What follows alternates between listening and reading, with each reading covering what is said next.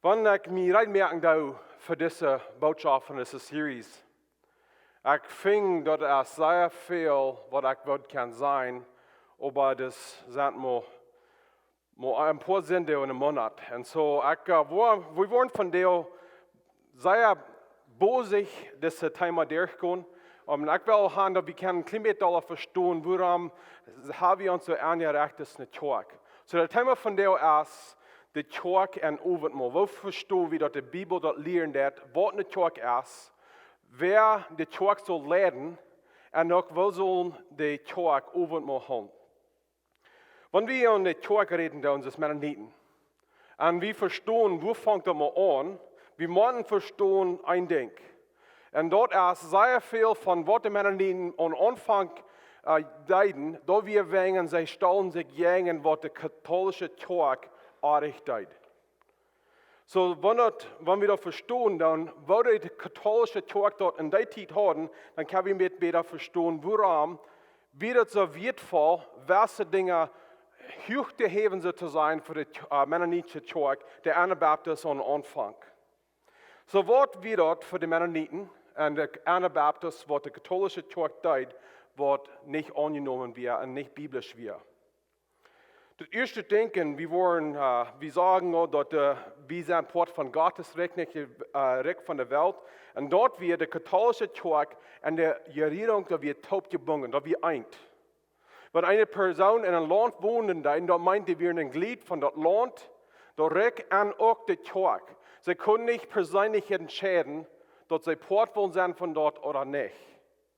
En wanneer die taubgebonden werden, de kerk weer veel bezacht om controle te houden, het gewaltbroken jongen mensen dat ze controle kunnen houden, als de mensen helpen. Ze werden veel beduurd om met de regering de dingen taub doen, de mensen in ordnung houden, als ze weer de mensen jährlich abtragen. En men zien in oren sagen, dat we niet passen. De kerk wird door de mensen jährlich helpen. Neben de jaren hebben we ook gezien, wanneer de kerk prooft, in de wereld weg mensen te leiden, mensen te helpen, dat geeft meest aan trouble. So men zien van aanvang leert, dat het weer wichtig dat de kerk apart wordt van de regering. En dat meint de kerk, die verzorgt om mensen jährlich leiden. Te men helpen Jezus Christus navolgen. Nog een ding wat men zien dat aardig zijn deed, is wat de katholische kerk avondmaal hadden. De avondmaal, dus de katholiek dat verstaan deden wie dat. Dat avondmaal werd gegeven zoals genood, dus in de weg waar God genood geven deed. En een persoon moest avondmaal nemen, zodat zij kon geraad zijn. Dat we een poort waar zij geraad worden. In Engels wil we zijn dat we in een act of grace. Dat we een poort van genood. De Bijbel leert over dat de avondmaal is een symbool van wat Jezus gedaan heeft. We nemen avondmaal te wijzen dat we dat aangenomen hebben wat Jezus heeft gedaan voor ons. Dat is niet avondmaal wat ons genood geven, dat het is bus Jezus Christus en Jezus alleen. Men zien ons weer ook een stuk waar de katholische kerk dat had met ihre leiderschap. Ihre leiderschap, de priester, die worden rijk. En dat wordt naantheim te de kerk. Ze leven en maken het leven. En ze werden veel beduurd om zichzelf opbouwen en rijk worden, als ze weer de mensen helpen. En dit meint ook verder dat de moralisch wiet afweren van dat wat de voorbeeld verlangen deed van hen. Ze zullen een voorbeeld zijn voor de mensen, maar ze werden verder ganz jengen wat ze zullen zijn.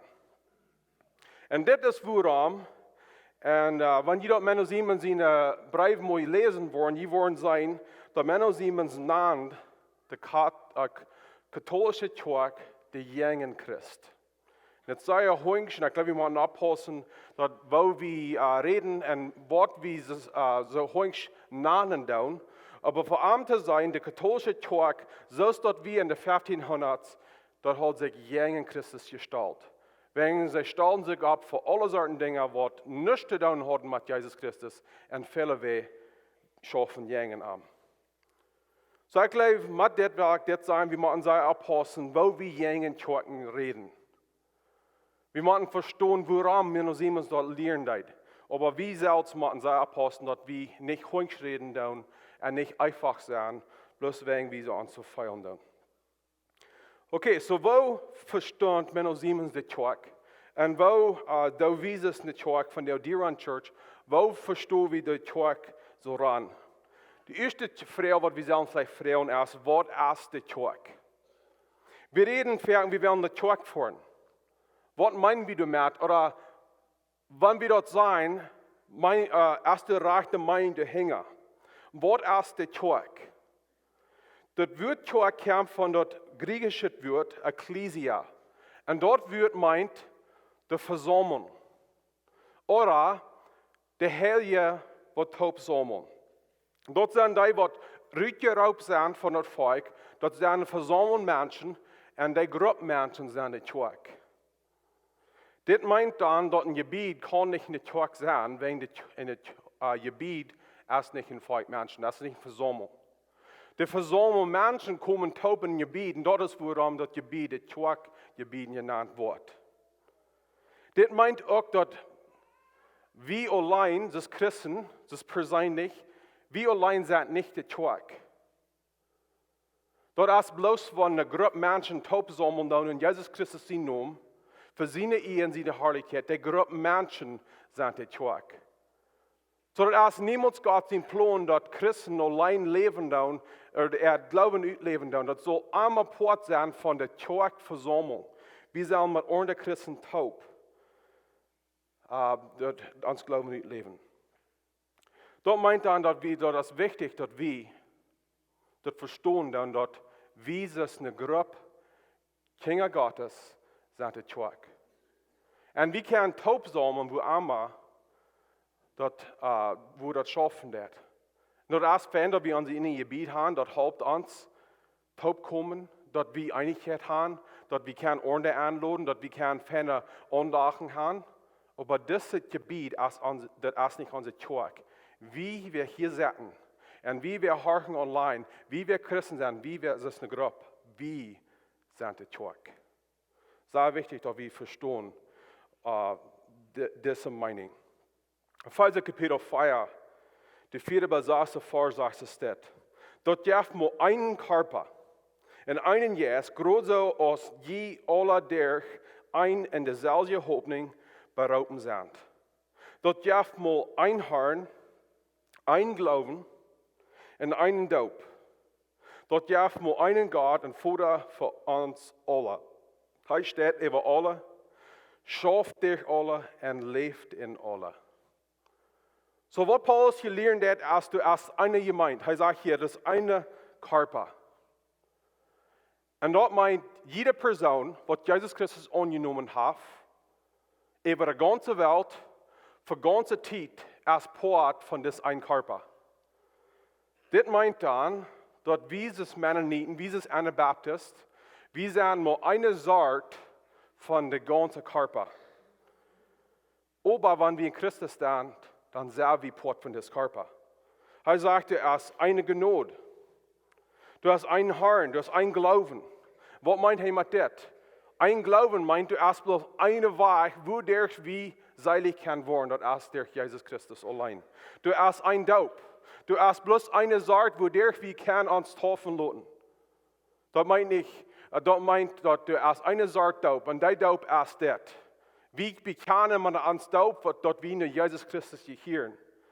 Das ist der einzige Weg, was wir der Doop sollen sein. Und dann Glieder von der Kjoakj, von Anfang, dass wir nicht bloß für dich, wie Jesus Christus annehmen dein. So, Port sein von diesem ein Körper. Das ein Körper, das ist eine ganze Versammlung, Gruppe Christen für alle Zeit. Das ist eine kleine Versammlung, die taub kommen für eine besondere Zeit in einer besonderen Städten. En dort in Englisch namen wir de local church. En wie zijn een van de local churches? Wie zijn een van de kerken wat eine Versammlung is? En Mennoniten haben von Anfang geleerd, bloß die, wat wedergeborene Christen zijn, wat Jesus Christus angenommen haben, wat sich hingegeben haben, Jesus Christus zijn Wandel en zijn Vorbild uitleven, sollen Port zijn, sollen Glieder zijn von der Kerk.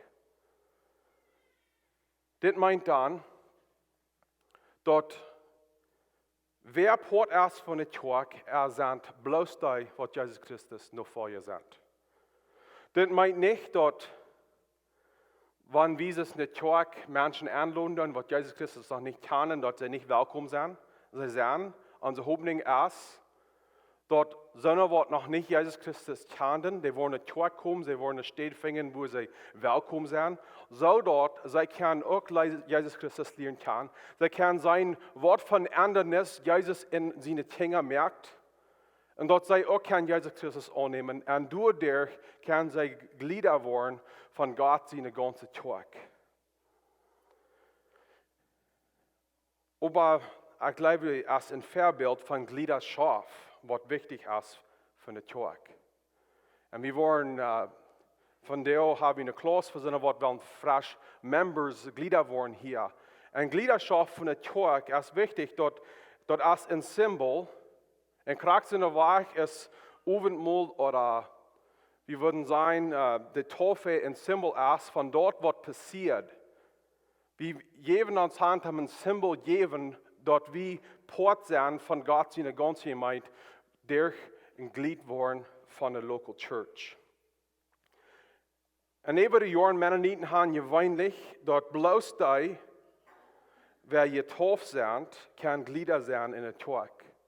Und das ist wegen, dort ist mit das Symbol von der Taufe, wo der eine Person wiesen wird, dass sie gerat sind. Und dort sie in Christus neangedeibt sind, und auch, will sie in Christus neangedeibt sein, dann sind sie auch in Christus seine Gemeinde neangedeibt. Dort ist allmählich, dort wie Port sind von Christus, aber dann noch nicht Port sind von seinen Gemeinden. Deswegen habe ich das Symbol, dort wann wie Glieder werden sein von der Kerk, die sollen noch gedeibt worden in Christus. Gliederschaft von der Kerk meint auch dann, dort wir sind Port von der Gemeinde, Port von der Versammlung, und wir sollen einen oder anderen halten, Jesus Christus noch folgen. Das meint, dass Menschen sind immer mehr wichtig ist das Gebiet, oder wir würden eben sagen, die Kerk genommen. Was meint man das als das? Wir sind hier nicht, um das Gebiet zu machen. Wir sind hier, es ist eine Kerk, um einen oder anderen halten, Jesus Christus noch folgen. Wir dort niemals vergessen, woran wir hier sind. Das meint, dass wenn wir sein in einer Person, die kämpfen, in der Glauben, die eine diesen Zeit der hier und vielleicht ein Zweifel sind. Wir haben alle einen Port von dort, wenn wir alle Port sind von der Versammlung. Dort ist nicht bloß die Predigt seine Arbeit, wir haben alle eine Abgabe, um einen oder anderen Treisen und abführen. Wenn wir sind alle Glieder von einer Kerk. 1. Petrus Kapitel 2, der 5. Vers sagt es dort. Und Lot von Jünd, so aus von lebenden Steinen in jesigem Tempel gebaut worden. Dort je ein heiliges Priesttum worden, durch Jesus Christus jährlich Opfer zu bringen und der Gott seine vollen Haft.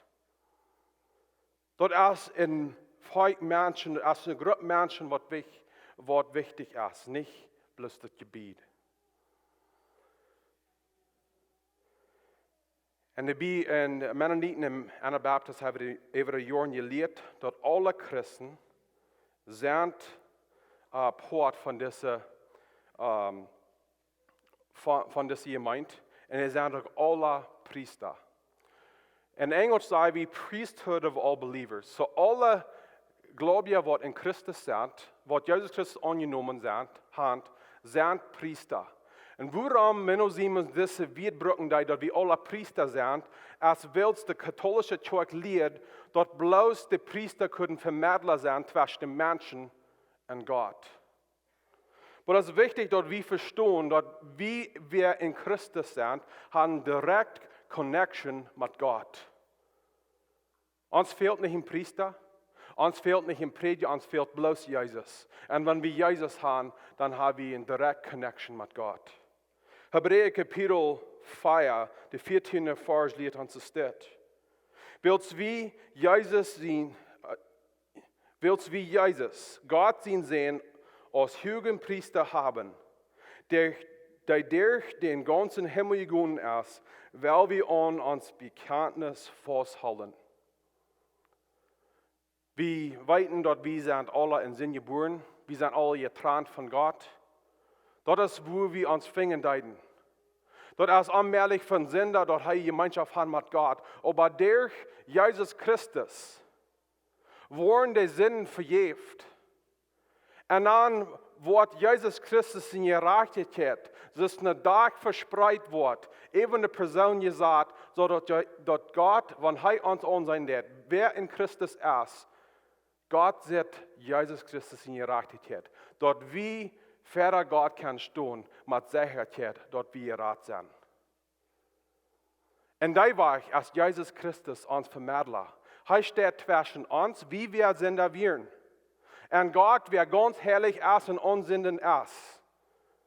Du steht Jesus zwischen. Und nu willst wie Jesus haben. Und Jesus Christus in Gerechtigkeit uns bedanken, der fehlt uns nicht noch ein Vermittler zwischen uns und Jesus. Jesus Christus hat die Tempelgardinen, wenn er gestorben ist, die Gardinen im Tempel ist von boven bis unten getrennt, sodass alle, die wir in Christus sind, kann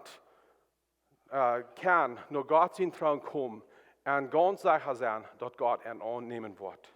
Dort fehlt nicht ein Priester und dort fehlt dort nicht ein Prediger. Und das ist interessant, weil über die Jahre Mennoniten haben angefangen zu gehen, so ist die katholische Kirche dort tut. Sie glauben, dass es vielleicht bloß der Prediger, was die Sinn kann vergeben.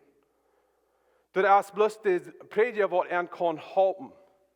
Das sind bloß die Diakon oder die Fürsteher, was helfen kann. Aber wir haben einen Vermittler, wir haben einen höheren Priester, was zwischen uns und Gott ist. Und das ist Jesus Christus allein. Aber das ist interessant. Die Bibel gibt uns einen Stopp wieder. Die Bibel nennt uns höhere Priester. Nicht höhere Priester. Wir haben einen höheren Priester, wir selbst sind Priester. Jesus Christus ist uns höheren Priester und wir sind Priester.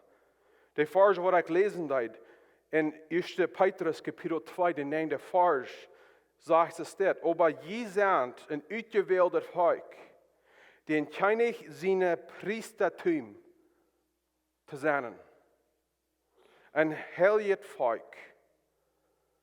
Gott sein eines Volk, dort wie unsere sein sollen, wo wundervoll der ist, der jünt üben diesteren Jütgerat, und sein wunderbares Licht gesagt hat. Wenn je in Christus sind, dann sei je ein Priester. Und nicht in so einer Weise, was die katholische Kirche dort lehren wird, und nicht in so einer Weise, was wir in dem Alten Testament lehren tun. Aber wenn wir Jesus haben, dann sind wir Priester. Und was die Bibel damit meint, ist, dass wir stehen an für Menschen. Nicht, dass Menschen können durch uns gerat sein, aber dass wir können Menschen durch Jesus wiesen. Und wir haben direkt Kontakt mit Gott durch Jesus Christus. Uns fehlt nicht ein Prediger, uns fehlt nicht ein Priester, das fehlt bloß in Jesus allein. Und ein Part von dieser Talk sein meint dort, wir nehmen Part von das gemeint taub, Jesus Christus nur feiern. Dort ist nicht bloß, dass der Talk durch die beste Prediger die Bibel kann verstehen. Die Bibel ist für alle Priester. Dort ist nicht bloß, dass der Prediger seine Gabe aushält. Jede Person, die Part von der Gemeinde hat Gaben. Und mit diesen Gaben sollen wir alle dienen, denn wir sind alle Priester in dieser Kirche. Und ich will Ihnen von dem Mut merken. Seid ihr selbst nicht an, das nicht. Seid ihr selbst an, dass Jesus ihn ansehen. Sie sind Priester, die Jesus gegeben haben. Wodurch sie sollen die Gemeinde abbauen, dass alle Menschen kann Jesus Christus annehmen, das Heiland und Herrn. So, das ist ein kleines Wort der Kjoakj ist, wo noch viel mehr kann sein. Nu werden wir even gehen, nur was verlangt die Bibel und was lehrt mir noch Siemens von wer der Leiterschaft soll sein von der Kjoakj.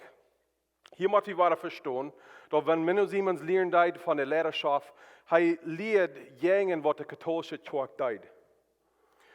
In der katholische Kjoakj, wie ihr lehrt vom Priester und anderen, der Papst, wird betont werden und da wir mehr von Kontrolle haben und recht worden durch, was Menschen geben, aus den Menschen halten.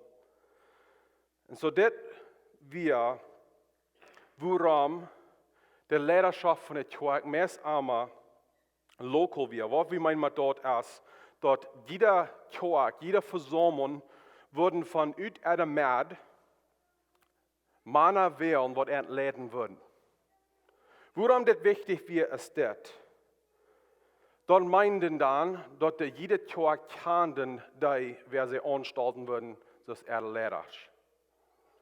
Das meinen auch, dass sie würden kann sein, wo lebt diese Person. Ihr habt ein Vorbild von, wo Jesus Christus verlangt von uns zum Leben. Der hat dort ausleben, was er will, was sein, wie sollen tun. Und das wurde Männer nicht über die Jahre haben einmal gewählt von ut der Mad.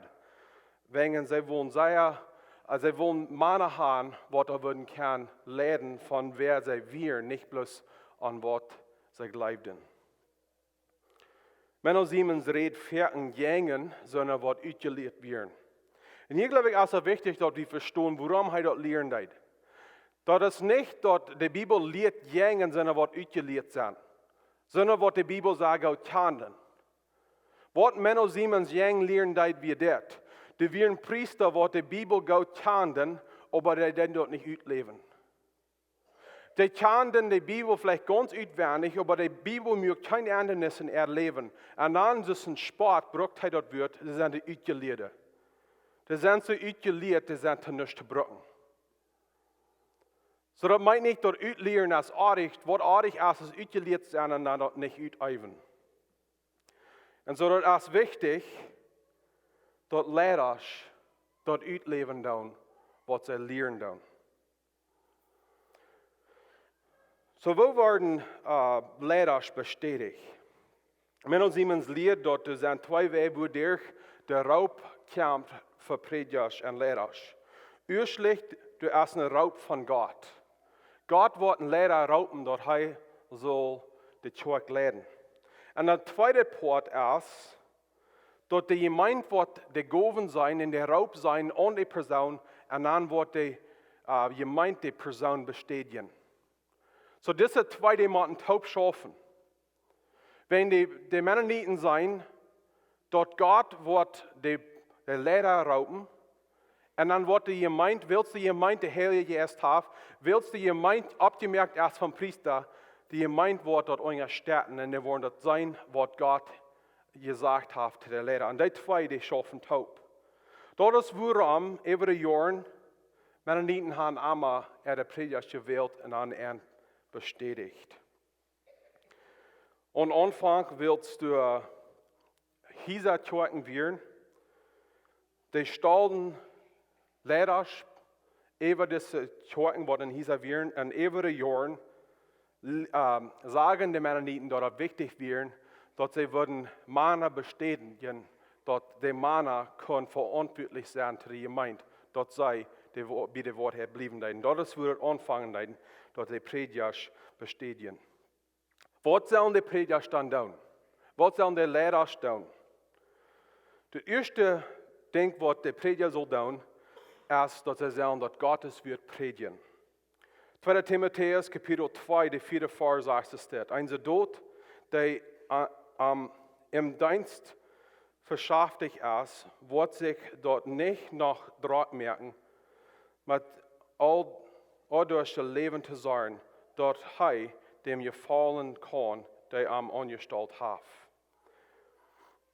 So hier lernen wir dort die Prediger sollen die Bibel lernen, verstehen, dass sie können predigen. De tweede ding wat een prediker en leider zal doen, die zullen een Beispiel zijn, zullen een voorbeeld zijn, wat dat meint, om God zijn woord nog volgen. Dat is niet bloos genoeg, dat leiders en predikers zijn wat we zullen doen, ze zullen een voorbeeld zijn van de karakter wat de Bijbel verleren heeft. En ik wil hier dit met delen. Dit is het poort van een prediker zijn, wat mij dit moest. Ik wil zijn angsten dit. Ik weet het als een opgave, maar ik ben een mens wat vele merken der Praxis alle vernieuwt. Maar mijn verlangen is dat ik niet bloos deze Bibel leren doe, maar dat ik kan in een weg leven, dat je kan zijn wat van anderen is, God merken dat in persoon. Maar check niet nur de predikers wat we hier hebben, en andere predikers, dat zij volkomen zijn. Check naar Jezus, hij is ons beste en volkomen voorbeeld. En dan het tweede poort is dat zij zullen de kerk leiden. Maar dit meint hij niet dat zij controle zullen hebben over alle personen. Wat hij damit meint is dat zij zullen de kerk leiden, wo zij heen zullen gaan. Wo de kerk zal aangericht zijn, dat de kerk zo grootste kan, Jezus Christus nog volgen. Dat meint dan dat de leiders zullen beten, dat zij zullen zich laten leiden van de Heilige Geest. En ik wil je verder vragen, ik bij de kamer aan je vraagt, dat je voor de leiderschap van de predikers beten doen in deze kerk. God heeft ons de opgave gegeven dat we de kerk zullen leiden. Je hebt ons ondersteunt met ons naam willen. We vragen dat je ons ondersteunen doen met gebed, zodat we kunnen leiden dat Jezus Christus je volgen heeft. Dat je kan Jezus Christus nog volgen. We willen niet gaan dat je zullen ons menselijk nog volgen. We willen gaan je zullen Jezus Christus nog volgen. Dat is ons wens en dat is ons ziel.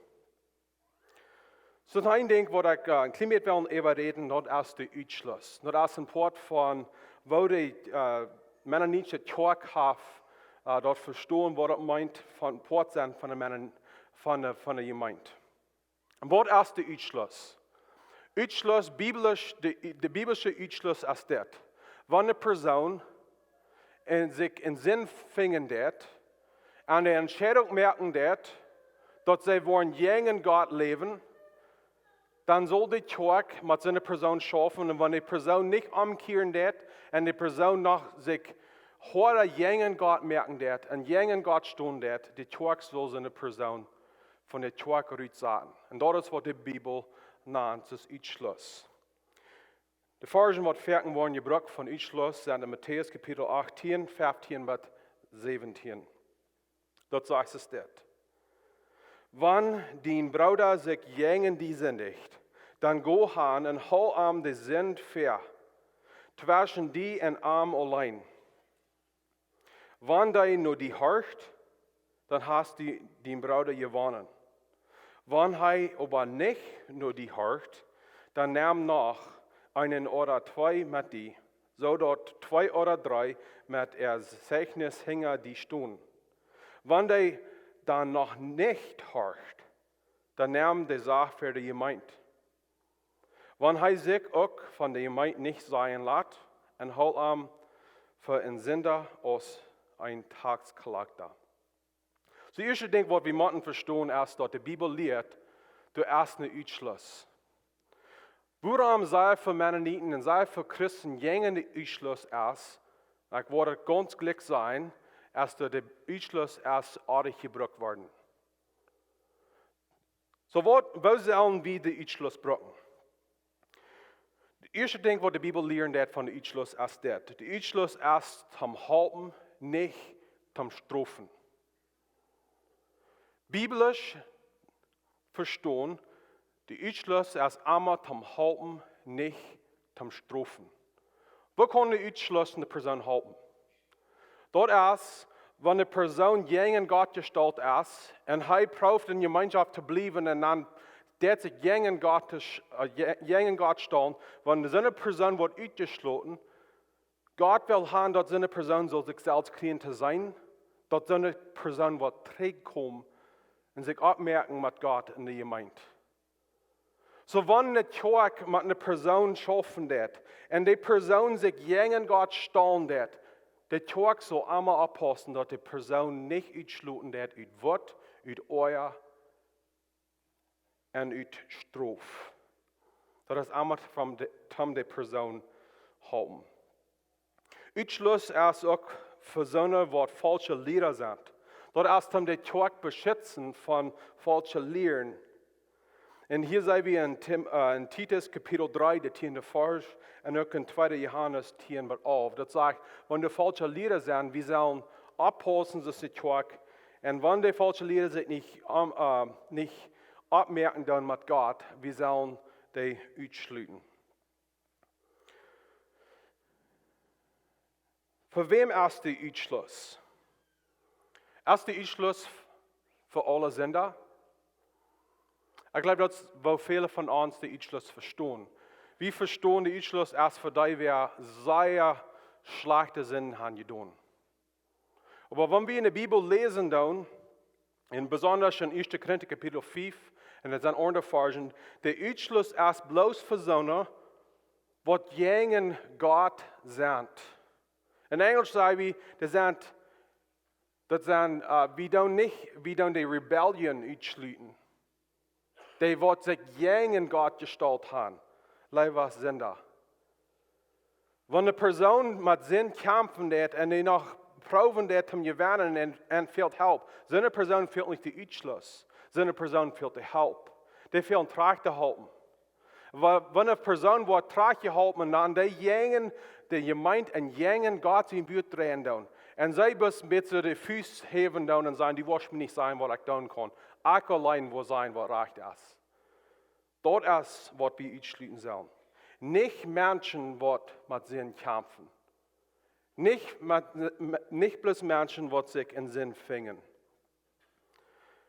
Und an Ausschluss, wann wir das tun, wann wir sein, wir haben nicht mehr zu tun mit einer Person.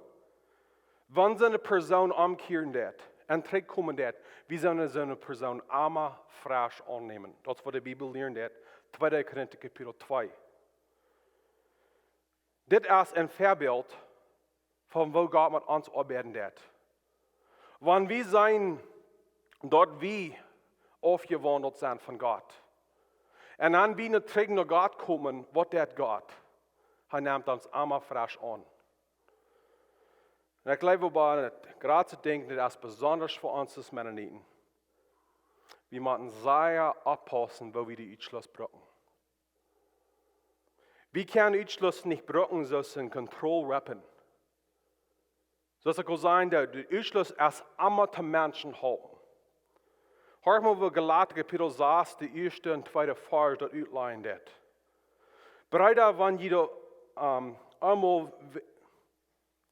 je einmal wem du betrafen, der sich versündigt, dann soll je, der je jässlich sind, dem freundlich und leibtolich Trag halten. Und pass auf für die selbst, dass du nicht auch versagt wirst. Halb einem den anderen seine Last drehen und du dich tun, was Christus seine Gesetz verlangt. So, was lehrt es hier? Der Ausschluss ist niemals der erste Stopp. Das sagt hier, wie wir jästlich sind, wenn wir so eine Person finden, die sich versündigt hat, wo sollen wir anhalten? Nicht heunsch, das sagt hier freundlich und leibtolich. Ich glaube, wir als Christen, wenn wir uns heute unser Segen tun, das Vers lesen tun, wo trifft das uns? Wenn wir würden hier rumchecken, ich weiß nicht, wo jemand Gott stehen und was von der Sinn je fingen nicht. Und ich weiß, in der Kjoakj sagen wir halten uns träg, von der Bekannten, wo wir kämpfen tun, weil wir sind Angst, ohne Menschen wollen uns heunsch behandeln. Aber wo wir das sagen, Kjoakj, wenn wir das Vers leben? Wenn eine Person in unserem März mit Sünden kämpfen wird, dort wie wir jästlich sind, kommen sie die Person und sagt, ich weiß, du fängst die selbst in der Sünde. Ich will die leibtolich und mit Gnade Trag halten. Wie leven mensen te veel dat we willen gaan ze zelf in de zin blijven, de zin uitleven. En wils we de leven gaan, waar we aan helpen. En dat zegt hier, we zullen een anderen er losdrehen. En daarmee zijn we een bewijs van God zijn gezag. We worden van deel niet tijd hebben om de overmal doorgaan en waar we de nächste boodschap doorgaan. Maar ik wil ons van deel met een paar dingen ermoedigen. Het eerste is, en ik had het al gezegd, wie wij Jezus Christus nu voor je zijn. Wie wij waren geboren zijn. Wie wij glieder zijn van het Kjoakj. Wie wij getauft zijn. Wie zijn poort, wie zijn priester in deze Kjoakj. Jeder einer von jullie heeft een poort. Dat is niet bloos de prediger zijn arbeid, dat is niet bloos John zijn arbeid. We hebben alle een poort te doen in deze Kjoakj, wegen we zijn alle priester. We zijn alle poort van God zijn woord uitleven. Waar we dat alle ernst nemen, de opgave wat we hebben. Wieder ik wil vragen dat je worden in gebed, met ermoedigen. En ook, wenn de tijden zijn, wo leiderschap dat aardig doen, ons lijftolig zijn wat je zijn. En dat je ons ondersteunen doen met genood, met lijf en met gebed. En het tweede is, waar we een orde ondersteunen, waar we een orde terughouden, met lijf. Dat Jezus niet Kjoakj kan alle mensen zijn, wat ganz handgegeven zijn en heilig leven doen voor Jezus Christus. We we nog sluiten met een gebed. Jezus Christus, dankzij dat u hast ons geraubt am Port zijn van de gemeente. Die bruid, die Körper, dus de Bibel leren dat. We beten God dat u was deze Kjoakj hier dier aan church. En we allemaal online is en harten dat en Port is van deze grote gemeente. Dat u was ons opbouwen. Dat u was ons opbouwen dat we kunnen een licht zijn voor de wereld. Dat we kunnen een licht zijn en voorbeeld zijn van wat passieren dat wanneer Christen zich persoonlijk aangeven doen te Jezus Christus.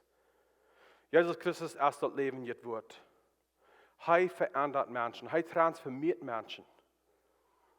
En God, wenn de zonen zijn van deel wat je zetten doen en vielleicht met plietjes zijn, kampen doen. God, ik bid dat u was ons een gemeente helpen, hoop, ons zelfs, ons mensen terugwijzen.